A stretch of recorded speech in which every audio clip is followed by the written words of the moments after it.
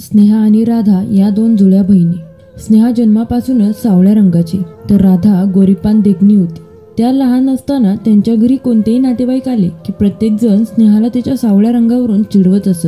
प्रत्येक जण तुच्छतेने तिला म्हणायचा, अगं स्नेहा, तू इतकी सावळी आहेस, त्यामुळे तू मोठी झाल्यावर तुझं लग्न कसं काय होईल?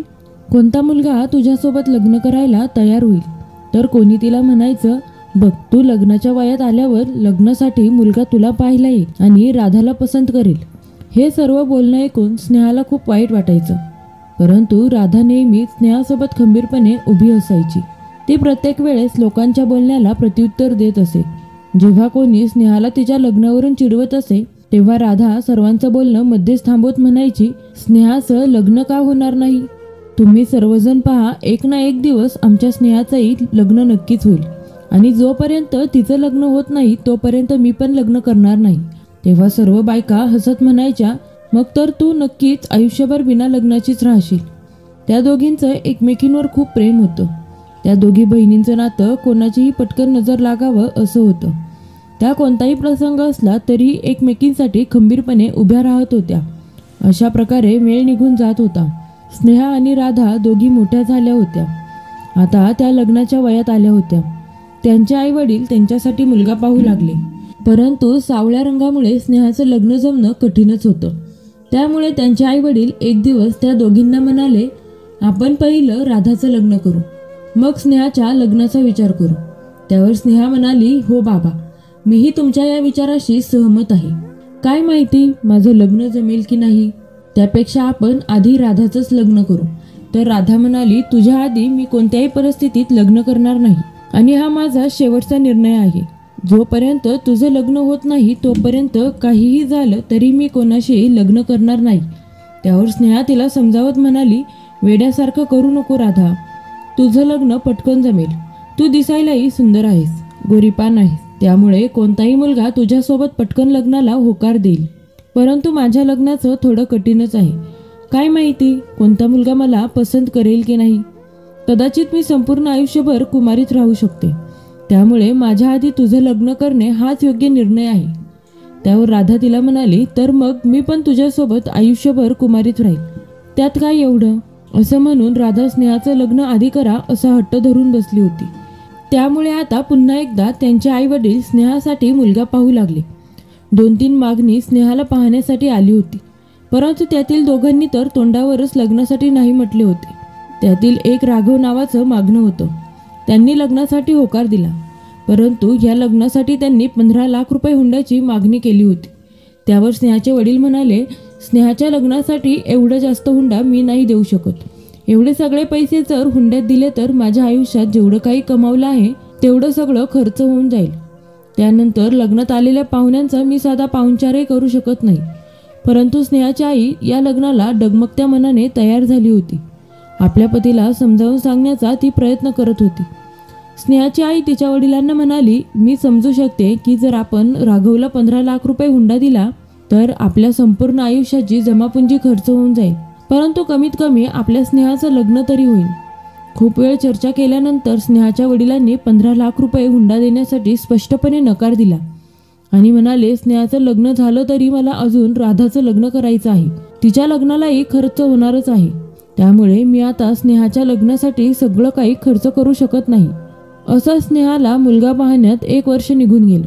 एक दिवस स्नेहाच्या आईला तिची बालपणीची मैत्रीण राधिकाने फोन केला. फोनवर बराच वेळ बोलत असताना राधिकाने स्नेहाच्या आईला विचारले, तुला तुझ्या मुलीचं लग्न करायचं आहे का? त्यावर स्नेहाची आई खुश होऊन म्हणाली, हो, मला माझी मोठी मुलगी स्नेहाचं लग्न करायचं आहे. कोणी एखादा मुलगा आहे का तुझ्या ओळखीत? त्यावर ती म्हणाली, हो, आमच्या शेजारी एक अमित नावाचा मुलगा आहे. अमित चांगल्या प्रायव्हेट कंपनीमध्ये जॉबला आहे. त्याला पगारही चांगला आहे. सर्व लोक माझ्याच ओळखीचे आहेत. अमितला बाबा नाहीत. 5 वर्षांपूर्वी त्यांचे निधन झाले आहे. परंतु बाकी घरची परिस्थिती खूप चांगली आहे. हे सर्व ऐकून स्नेहाची आई खूप खुश झाली. तिने राधिकाला तिच्या राहत्या घराचा पत्ता देत त्या लोकांना मुलगी पाहण्यासाठी बोलावले होते. ठरलेल्या वेळेला अमित स्नेहाला पाहण्यासाठी आला. स्नेहाला पाहिले आणि तो म्हणाला, मुलगी तर खूप सावळी आहे. एवढ्या सावळ्या मुलीसोबत लग्न करायचा मी तर स्वप्नातही विचार केला नव्हता. राधिका काकींनी तुमच्या मुलींविषयी खूप कौतुक केलं होतं, त्यामुळे मी मुलगी पाहायला आलो होतो. परंतु एवढ्या सावळ्या मुलीसोबत मी लग्न करू शकत नाही. मला माफ करा. स्नेहा आणि तिच्या घरच्यांच्या आयुष्यात आता कुठेतरी एक आशेचा किरण आला होता. परंतु अमितनेही त्यांना तोंडावरच स्पष्टपणे नकार दिला होता. काही वेळ विचार करून अमित पुढे म्हणाला, मी स्नेहाशी लग्न करेल, पण तुम्ही मला 10 लाख रुपये हुंडा आणि एक नवीन कार घेऊन द्यावी लागेल. एवढा सगळा हुंडा ऐकून स्नेहाचे वडील नाही म्हणायच्या अगोदरच स्नेहाच्या आईने त्यांच्या लग्नासाठी होकार दिला. स्नेहाला जेव्हा कधी मुलगा पाहायला यायचा तेव्हा राधा तिच्या रूममधून कधीच बाहेर येत नव्हती. परंतु आज अचानक ती तिच्या रूममधून बाहेर आली. तिला रूममधून बाहेर येताना अमितने पाहिले आणि तो तिच्याकडे पाहतच राहिला. तो पाहता क्षणी राधावर फिदा झाला. अमितने स्नेहाच्या आईवडिलांना विचारले, ही मुलगी कोण आहे? तर स्नेहाची आई म्हणाली, ही आमची लहान मुलगी राधा आहे, स्नेहाची बहीण. अमित कसलाच संकोच न करता स्पष्टपणे म्हणाला, मग मी स्नेहासोबत लग्न करण्यापेक्षा राधासोबतच लग्न करेल. स्नेहापेक्षा मला राधा खूप आवडली आहे. राधाने सर्वांचं बोलणं ऐकलं होतं, त्यामुळे ती स्पष्टपणे म्हणाली, जोपर्यंत स्नेहाचं लग्न होत नाही तोपर्यंत मी पण कोणासोबत लग्न करणार नाही. माझ्या आधी कोणत्याही परिस्थितीत फक्त आणि फक्त स्नेहाचंच लग्न होईल. राधाचं हे सर्व बोलणं ऐकून अमित विचार करू लागला. काही वेळ विचार करून अमित म्हणाला, मी स्नेहासोबत लग्न करायला तयार आहे, परंतु माझ्या काही अटी आहेत. जर त्या तुम्हाला मान्य असतील तरच मी स्नेहासोबत लग्न करेल. आपल्या वयात आलेल्या दोन्ही तरुण मुली विना लग्नाच्या घरात बसून आहेत. हे पाहून आई वडील तर मुलाकडच्या सर्व अटी मान्य करायला तयारच होते. संशयित स्वरात स्नेहाचे वडील म्हणाले, काय आहेत तुमच्या अटी? अमित म्हणाला, मी स्नेहासोबत लग्न करेल, परंतु राधाला माझ्यासोबत 3 महिने आमच्या घरी राहायला यावं लागेल. त्याच्या या बोलण्यावर सर्वजण आश्चर्यचकित झाले. स्नेहाचे वडील म्हणाले, मी तर तुम्हाला ठरल्याप्रमाणे 10 लाख रुपये हुंडा आणि एक नवीन कार देत आहे. मग मी माझ्या तरुण मुलीला तुमच्या घरी का पाठवू? त्यावर अमित खूप चतुराईने म्हणाला, तुम्ही कसलीही चिंता करू नका. मी फक्त स्नेहाचा विचार करून तुम्हाला हा एक सल्ला देत आहे. मी दिवसभर ऑफिसमध्ये कामाला जातो. माझी आई पण सकाळ संध्याकाळ भजन कीर्तन आणि दुपारी तिच्या मैत्रिणींच्या घरी जात असते. त्यामुळे स्नेहा घरी एकटीच राहील. लग्नानंतर नवीन घर असल्यामुळे तिचं तिथे लगेच मन रमणार नाही. म्हणून फक्त 3 महिन्यांसाठी राधाला तिच्यासोबत राहायला पाठवा. अमितने त्याच्या मनातील प्रत्येक गोष्ट इतक्या चतुराईने स्नेहाच्या आईवडिलांसमोर मांडली होती की त्यांना वाटलं, अमित आपल्या मुलीची आतापासूनच किती काळजी करत आहे. तो आपल्या मुलीवर खरंच खूप प्रेम करेल. असा विचार करून त्यांनी अमितच्या सर्व अटी मान्य करून लग्नासाठी लवकरात लवकर जो मुहूर्त असेल त्या मुहूर्तावर त्या दोघांचं लग्न करून दिलं. लग्न झाल्यावर स्नेहाच्या पाठवणीची वेळ आली. स्नेहाच्या बाबांनी हुंड्यात दिलेली कार तर त्यांच्या दारात उभीच होती. स्नेहा आणि अमित दोघेही कारमध्ये जाऊन बसले, परंतु राधा घरातच होती, कारण तिला मनापासून स्नेहाच्या सासरी जायचं नव्हतं. राधा अजूनही कारमध्ये आली नाही. हे पाहून अमित कारमधून खाली उतरला आणि तिच्या बाबांना म्हणाला, राधा अजून आली नाही. तर राधाचे बाबा म्हणाले, मी तिला घेऊन आलो, तुम्ही कारमध्ये बसा. अमित कारमध्ये येऊन बसला आणि स्नेहाला म्हणाला, तू कारच्या पुढच्या सीटवर जाऊन बस, तुझ्या जागेवर राधा बसेल. तर स्नेहा म्हणाली, राधा का माझ्या जागेवर बसेल? तुमची बायको तर मी आहे म्हटल्यावर तुमच्या शेजारी मीच बसणार. थोड्या रागीट स्वरात अमित तिला म्हणाला, मी जेवढं सांगतो तेवढंच ऐक. तुला माझी बायको म्हणून घेऊन जाऊन मला माझ्या सोसायटीमध्ये स्वतःची इज्जत घालवायची नाही. त्यामुळे इथून पुढे तुला जर माझ्यासोबत राहायचं असेल तर मी जेवढं सांगेल तेवढंच ऐकायचं. तुझ्याऐवजी राधा माझ्या शेजारी बसली तर माझ्या मित्रांना वाटेल की मला किती सुंदर बायको मिळाली आहे, माझी बायको किती गोरीपान आणि देखणी आहे. हे सर्व ऐकून स्नेहाला खूप वाईट वाटलं. ती गुपचूप कारच्या पुढच्या सीटवर येऊन बसली. तेवढ्यात राधा तिची बॅग घेऊन आली. तर अमित म्हणाला, राधा तू माझ्या शेजारी येऊन बस. राधा थोडीशी कन्फ्यूज होती, परंतु तरीही ती अमित शेजारी जाऊन बसली आणि ते तिघे आता अमितच्या घरी आले. अमित आणि राधा गाडीतून खाली उतरताच त्याच्या सोसायटीतील सर्व मित्र म्हणाले, अरे वा अमित, काय भारी वहिनी आणली आहेस, एकदम सुंदर, गोरीपान आणि देखणी. सर्वजण राधाची स्तुती करत होते. स्नेहाकडे तर कोणी साधं पाहिलंही नाही. सर्वजण राधाच्याच पुढे पुढे करत होते. हे सर्व दृश्य पाहून स्नेहाला खूप वाईट वाटत होते, परंतु अमितने तिला आधीच खूप साऱ्या गोष्टी ऐकवल्या होत्या. त्यामुळे तिने आपल्यासमोर जे काही घडत आहे त्याकडे दुर्लक्ष करायचा प्रयत्न केला. अमितच्या घरी अगोदरच सर्व नातेवाईक जमले होते. सर्वांनी त्यांच्या गृहप्रवेशाची तयारी केली होती. स्नेहा अमितसोबत गृहप्रवेश करायला लागली तर अमितने स्नेहाला पाठीमागे ढकलत राधाला जवळ ओढले. राधा अमितला काही बोलणार त्या अगोदरच अमितच्या नातेवाईकांनी गृहप्रवेशाचा कार्यक्रम करायला सुरुवात केली आणि त्याच्यासोबत राधाचा गृहप्रवेश झाला. आजूबाजूच्या सोसायटीतील सर्व बायका, सर्व नातेवाईक राधाचे तोंड भरून कौतुक करत होते. काही वेळानंतर घरातील सर्व नातेवाईक निघून गेले. स्नेहाची सासू राधाच्या खूप पुढे पुढे करत होती. हे सर्व पाहून राधा म्हणाली, तुम्ही सर्वजण माझ्या एवढं पुढे पुढे का करत आहात? तुमची सून मी नसून माझी बहीण स्नेहा आहे. त्यावर अमितची आई मायावती म्हणाली, राधा, खरं तर तूच आमची सून हवी होती, परंतु आमचं फाटकं नशीब. आता काय करणार? आपल्या सासूच्या तोंडून हे असं बोलणं ऐकून स्नेहाला खूप वाईट वाटत होतं. तिला खूप रडायला येत होतं. तेवढ्यात मायावती स्नेहाला म्हणाल्या, सूनबाई, तू तुझ्या खोलीत जा. ठीक आहे म्हणत स्नेहा दुःखी मनाने तिच्या खोलीत गेली. आज तिला तिच्या संपूर्ण आयुष्यात पहिल्यांदा खूप जास्त दुःख झालं होतं. आज तिला तिच्या स्वतःचाच राग येत होता. तेवढ्यात राधा तिच्या जवळ आली आणि तिला म्हणाली, काय झालं स्नेहा? खूप रागात आहेस? त्यावर स्नेहा रागातच तिला म्हणाली, राग येणार नाही तर मग काय आनंद होईल का? परंतु तुला तर खूप आनंदच होत असेल. सर्वजण तुला अमितची बायको समजतात. सर्वजण तुझ्या मागे पुढे फिरत असतात. त्यावर राधा तिला म्हणाली, तू हे काय बोलत आहेस? मला तर या घरात यायचंही नव्हतं, परंतु तुझ्यासाठी मला यावं लागलं. त्यावर स्नेहा रागत म्हणाली, तू या घरात येऊन माझ्यावर तर खूपच मोठे उपकार केले आहेत. असं म्हणत त्या दोघींमध्ये आयुष्यात पहिल्यांदा भांडण झालं होतं. त्यानंतर त्या दोघींनी एकमेकींचं तोंडही पाहिलं नव्हतं. इकडे मायावती आणि अमित दोघेही हॉलमध्ये गप्पा मारत बसले होते. मायावती अमितला म्हणत होती, अरे बाळा, मला तर राधासारखी गोरीपान सुंदर देखणी मुलगी सून हवी होती. तू फालतूमध्ये या सावळ्या स्नेहासोबत लग्न केलं आहे. त्यावर अमित हसत म्हणाला, अगं आई, तू तुझ्या मुलाला एवढं बावळट समजतेस का? मी एक प्लॅन बनवला आहे. त्यामुळे मी राधाला 3 महिन्यांसाठी आपल्या घरी राहायला बोलावलं आहे.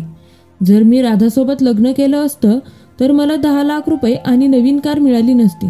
आता बघ, मला हुंडा पण मिळाला आणि राधा या घरात राहायला पण आली.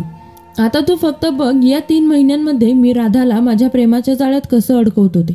एकदा का राधाला माझ्या प्रेमावर विश्वास झाला की मी स्नेहाला घटस्फोट देऊन राधासोबत लग्न करेल. आपल्या मुलाच्या या बोलण्यावर मायावती खूप खुश झाली. ती म्हणाली, अरे वा बेटा, तू तर खूपच चालाक निघालास. आता मी पण 3 महिने राधाला खूप जीव लावेल. एकदम चांगली सासू असल्याचं नाटक करेल. अमितने त्याचा सगळा प्लॅन मायावतीला सांगितला होता. आता ते दोघेही त्यांच्या प्लॅनवर काम करायला लागले होते. लग्नाच्या पहिल्या रात्री अमित त्याच्या खोलीत गेला नाही. मायावती, अमित आणि राधा तिघेही बाहेर हॉलमध्ये रात्रभर गप्पा मारत बसले होते. खूप वेळ झाल्यानंतर राधा अमितला म्हणाली, जिजू, आता खूप उशीर झाला आहे. मला असं वाटतं आता तुम्ही स्नेहाजवळ जायला हवं. त्यावर अमित म्हणाला, मला अजून झोप येत नाही. मला इथेच हॉलमध्ये ठीक वाटत आहे. असं म्हणत अमितने विषय बदलत पुन्हा एकदा अजून गप्पा मारत वेळ घालवला. तिकडे बराच वेळ रडत रडत थकून स्नेहा झोपी गेली. आता अमितच्या घरी राधाला महाराणीसारखी वागणूक दिली जात होती. दुसऱ्या दिवशी सकाळी मायावतीने राधाला विचारलं, राधा बेटा, आज तू नाश्त्यात काय खाणार आहेस? त्यावर राधा म्हणाली, मला तर पराठे खूप आवडतात आणि आज मला नाश्त्यात पराठेच हवेत. त्यावर मायावती स्नेहाला म्हणाली, सुनबाईचा राधासाठी पराठे बनव. परंतु स्नेहा म्हणाली, सासूबाई, मला पराठे नाही तर कांदे पोहे खायची इच्छा आहे. त्यावर मायावती स्नेहाला म्हणाल्या, कांदे पोहे तू परत कधीतरी बनव. आज राधाला पराठे खायचे आहेत तर सर्वांसाठी घरात पराठेच बनतील. आपल्या सासूच्या आणि राधाच्या वागण्याचा स्नेहाला खूप राग आला होता. ती रागातच स्वयंपाकघरात गेली आणि मनात म्हणू लागली, ही राधा इथे कशाला आली असेल काय माहिती. असं वाटतं राधा या घराची सून आहे आणि मी या घरातील कामवाली बाई आहे. असेच रोज अनेक छोट्या मोठ्या गोष्टींवरून दोघी बहिणींमधील अंतर वाढत गेलं. परंतु राधाचा मात्र खूपच लाड होत होता. ती म्हणेल तसं घरात सर्व काही होत होतं आणि स्नेहाला कोणी साधं पाणीही विचारत नव्हतं. तिचं अस्तित्व आता फक्त घरात कपडे धुणे, भांडी घासणे, स्वयंपाक करणे आणि या तिघांना जेवण वाढणे इतकंच होतं. अमितही राधाला खूप जीव लावत होता. तो रोज रोज राधासाठी वेगवेगळे सरप्राईज गिफ्ट घेऊन येत होता. त्यांच्या सोसायटीमधील बायकाही रोज दुपारी राधासोबत गप्पा गोष्टी करत सर्व स्नेहाला एक कामवाली बाई समजून तिच्याकडे दुर्लक्ष करत होते. अमितही जेवढं जास्त होईल तेवढं स्नेहाकडे दुर्लक्ष करत होता. लग्न झाल्यापासून एकदाही त्याने स्नेहासोबत प्रेमाने गप्पा मारल्या नव्हत्या. तो नेहमी हॉलमध्ये झोपत असत. एक रात्री जेवण झाल्यानंतर स्नेहा राधाला म्हणाली, राधा, मला असं वाटतं आता तू आपल्या घरी आईवडिलांजवळ परत जावं, कारण तुझं इतके दिवस इथं राहणं मला चांगलं वाटत नाही. इथल्या लोकांना जरी तू या घरची सून नाही हे माहीत नसलं तरी आपल्या गावाकडच्या लोकांना माहीत आहे. आपल्या आजूबाजूचे लोक आपल्या आईवडिलांना नको नको ते प्रश्न विचारत असतील. तू माझं ऐक आणि आता तू परत जा. परंतु आत्तापर्यंत मायावती आणि अमितच्या ह्या खोट्या जाळ्यात राधा पूर्णपणे अडकली होती. त्यामुळे स्नेहाच्या बोलण्याकडे दुर्लक्ष करत राधा म्हणाली, तुझी सासू आणि नवरा मला एवढा जीव लावतात हे पाहून तू माझ्यावर जळत आहेस, परंतु मला आता कसलाही फरक पडत नाही. तुझ्यामुळेच मी या घरात आली होते. आता ठरलेल्या अटीप्रमाणे 3 महिने मी याच घरात राहणार आहे. त्यावर स्नेहा तिला म्हणाली, परंतु आता तू इथून पुढे एकही दिवस या घरात राहावं अशी माझी अजिबात इच्छा नाही. त्यावर राधा तुच्छतेने हसत म्हणाली, तुझी इच्छा असली किंवा नसली तरीही काहीही फरक पडत नाही, कारण तू या घरची सून नसून फक्त केवळ एक कामवाली बाई आहेस. आणि ह्याच गोष्टींवर त्या दोघींचे खूप मोठे भांडण झाले. राधाच्या या बोलण्याने स्नेहाला खूप वाईट वाटले होते, कारण राधाला असं वाटत होते की मायावती आणि अमित दोघेही खरंच खूप चांगल्या मनाचे आहेत. ते तर खरंच आपल्या सुनेला एवढा जीव लावतील. त्याच रात्री राधाला खूप तहान लागली होती, म्हणून ती पाणी पिण्यासाठी स्वयंपाकघरात जात होती. स्वयंपाकघरात जात असताना राधाने पाहिले की अमित आणि मायावती दोघेही हॉलमध्ये सोफ्यावर बसून गप्पा मारत होते. इतक्या रात्री एवढं काय बोलत आहेत हे ऐकण्यासाठी राधा तिथेच एका पडद्याच्या आडोशाला लपून बसली. मायावती अमितला म्हणत होती, बाळा, आता 15 दिवसातच 3 महिने पूर्ण होतील. आता तरी घटस्फोटाचे कागद तयार करून ठेव, म्हणजे एकदा का 3 महिने पूर्ण झाले की लगेच दुसऱ्याच दिवशी स्नेहाला घटस्फोट द्यायचा आणि राधासोबत लग्न करायचं. त्यावर अमित मायावतीला म्हणत होता, हो आई, आता आपला प्लॅन पूर्णपणे सत्यात उतरत आहे. राधा देखील माझ्या प्रेमाच्या जाळ्यात पूर्णपणे अडकली आहे. बस अजून 15 दिवस म्हणजे मी लगेचच स्नेहाला घटस्फोट देऊन राधासोबत लग्न करेल. राधाने या दोघांचं सर्व बोलणं ऐकलं होतं. मायावती आणि अमितचा खरा चेहरा तिच्यासमोर आला होता. त्या दोघांचा सर्व प्लॅन राधाला समजला होता. लपत लपत ती स्नेहाच्या खोलीत गेली आणि तिच्याजवळ जाऊन माफी मागू लागली. परंतु स्नेहाला आता राधाच्या कोणत्याही बोलण्यावर विश्वास बसत नव्हता. त्यामुळे तिने राधासोबत बोलायला स्पष्टपणे नकार दिला. राधा म्हणाली, स्नेहा, मला माफ कर. ह्या दरिंद्यांना ओळखायला माझी चूक झाली. स्नेहा रागात म्हणाली, मला तुझ्यासोबत काहीच बोलायचं नाही. तू गोरीपान आहेस म्हणून स्वतःला खूप महान समजतेस. ठीक आहे, हे सर्वजण तुला जीव लावतात. यात माझ्या सावळ्या रंगाचा काय गुन्हा आहे मला सांग बरं. यांचं जाऊ दे, हे लोक तर परके आहेत, पण तू तर माझी सख्खी बहीण आहेस. तरी सुद्धा तू मला एक कामवाली बाई समजलीस. मला तुझ्यासोबत काहीही बोलायचं नाही. त्यामुळे प्लीज तू आत्ताच्या आत्ता माझ्या खोलीतून बाहेर जा बरं. राधाला तिची चूक समजली होती. इतक्या लवकर हार मानणार नव्हती. दुसऱ्याच दिवशी ती जवळच्या एका बाजारात गेली. बाजारातून ती केस गळतीचं तेल घेऊन आली आणि हॉलमध्ये सर्वांसमोर तिने ते तेल तिच्या केसांना लावलं. एका मिनिटातच तिच्या डोक्यावरील सर्व केस खाली गळून पडले आणि राधा टकली झाली होती. राधाचं असं रूप पाहून अमितला तर खूप मोठा झटका बसला होता. तो घाबऱ्या स्वरात म्हणाला, राधा, हे तू काय केलंस? त्यावर राधा म्हणाली, का, काय झालं? तू तर माझ्यासोबत लग्न करणार आहेस ना? तू माझ्यावर खूप प्रेम करतोस ना? चल मग आत्ताच आपण दोघेही लग्न करू. त्यावर अमित 2 मिनिटं शांतच बसला. त्याच्या तोंडातून एकही शब्द बाहेर पडत नव्हता. त्यावर राधा म्हणाली, का, काय झालं? आता तुला मी आवडत नाही का? राधा त्याच्यावर जबरदस्ती करून लग्नासाठी दबाव आणू लागली. त्यावर अमित म्हणाला, मला कोणत्याही टकल्या मुलीसोबत लग्न करायची इच्छा नाही. मला तर बायको म्हणून एक सुंदर गोरीपान देखणी मुलगी हवी होती. त्यावर राधा रागात म्हणाली, हेच तुझं खरं रूप आहे. मुलींना त्यांच्या बाहेरच्या सौंदर्यावरून पसंत नापसंत करणारा 1 नंबरचा दरिंदा आहेस तू. तू आणि तुझी ही ढोंगी आई 1 नंबरचे मूर्ख लोक आहात. आता एकही मिनिट मी तुमच्या ह्या घरात राहणार नाही. मायावती आणि अमितचा खरा चेहरा स्नेहाच्याही समोर आलाच होता. त्यावर स्नेहा म्हणाली, मलाही या घरात राहायचं नाही. चल राधा, असल्या घाणेरड्या विचारांच्या लोकांसोबत लग्न करून यांच्या घरात राहण्यापेक्षा आपण दोघीही लग्न न करता आपल्या आईवडिलांसोबतच खूप खुश राहू. जाता जाता राधा अमितला म्हणाली, माझ्या बाबांनी दिलेले 10 लाख रुपये आणि गाडी व्याजासकट 15 दिवसात आम्हाला परत आणून दे. आणि जर 10 लाख रुपयांत थोडा पण घोटाळा करायचा प्रयत्न केलास तरी मी तुला सरळ सरळ पोलीस ठाण्यात घेऊन जाईल, अशी धमकी देत राधा आणि स्नेहा दोघीही अमितचं घर सोडून निघून गेले. राधाचं हे रूप पाहून तर अमितला झटकाच बसला होता. राधाने अमितला पोलिसांची धमकी दिल्यामुळे त्याने 15 दिवसांच्या आतच व्याजासकट 10 लाख रुपये आणि हुंड्यात मिळालेली कार राधाच्या वडिलांना परत दिली. स्नेहा आणि राधाने परत त्यांच्या संपूर्ण आयुष्यात कधीच लग्न केलं नाही. त्या त्यांच्या माहेरातच आपल्या आईवडिलांचा आधार बनून खूप खुश राहू लागल्या. त्या दोघीही एका प्रायव्हेट कंपनीत जॉब करू लागल्या. येईल त्या पैशांची बचत करून स्नेहा आणि राधाने त्यांच्या आईवडिलांना म्हातारपणी आधार दिला होता. मित्रांनो, तुम्हाला आमची आजची ही कथा कशी वाटली हे कमेंट बॉक्समध्ये नक्की सांगा. तुम्हाला व्हिडिओ आवडला असेल तर व्हिडिओला लाईक करा, शेअर करा आणि अजून अशाच नवनवीन कथांसाठी जीवनयात्रा या यूट्यूब चॅनलला सबस्क्राईब करायला विसरू नका. तुम्ही सर्वांनी वेळात वेळ काढून आमची ही संपूर्ण कथा ऐकली त्याबद्दल तुम्हा सर्वांचे मनापासून आभार. धन्यवाद.